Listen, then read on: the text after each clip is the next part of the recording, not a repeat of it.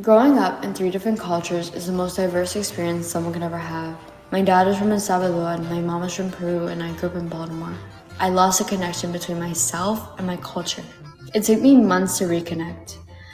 I had lost myself, and the relationship with my family was slowly becoming non existent. I believe that I never lost my culture, I was just hiding from it. Now more than ever, I appreciate the little things that connect me back to my culture. The corridos I listen to take me back to my childhood when my dad would wake us up at 5 in the morning with his music. While these cultures connecting seem odd to many, even to me at times, it eventually became a core part of who I am. Although I had to learn how to embrace it, it's something that needed to happen to appreciate my life and the people of my community. No solo eso, sino que me hizo entender mejor a mis padres, sus consejos, castigos y todo el sacrificio que ellos hicieron para que yo pudiera seguir adelante. I appreciate my sister who gave up some of her childhood to raise me, because without us knowing, these things have become a part of our culture for years. Or my love for cooking reminding me of my mom when she would make us different meals from Peru every day, even trying to make Salvadorian meals. That's why I want to better the representation for Latinos, because the pain from disconnecting is something I hope no one will ever go through. You genuinely don't appreciate the things you have till it's gone.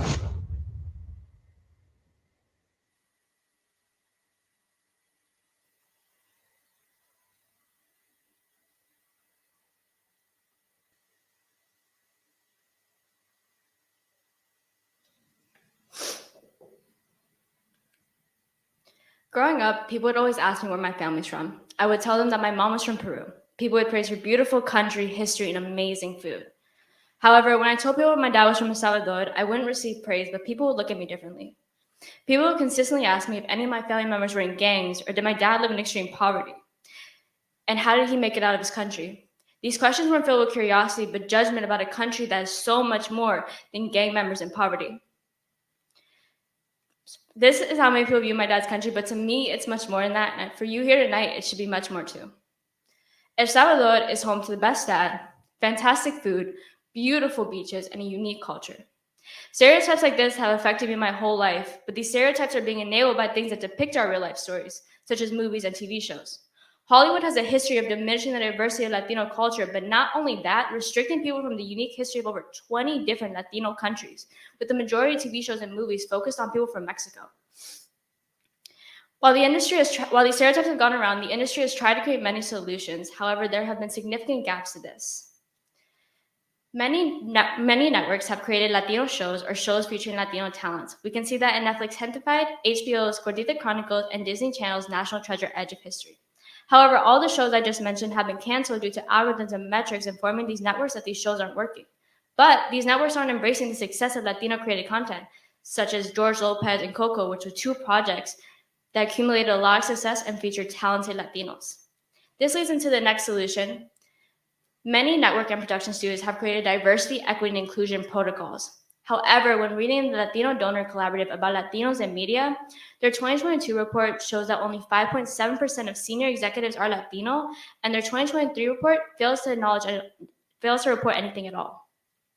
In their 2022 report, they include this quote, which says, without Latino executives in these studios, it will be difficult to impossible to create meaningful change.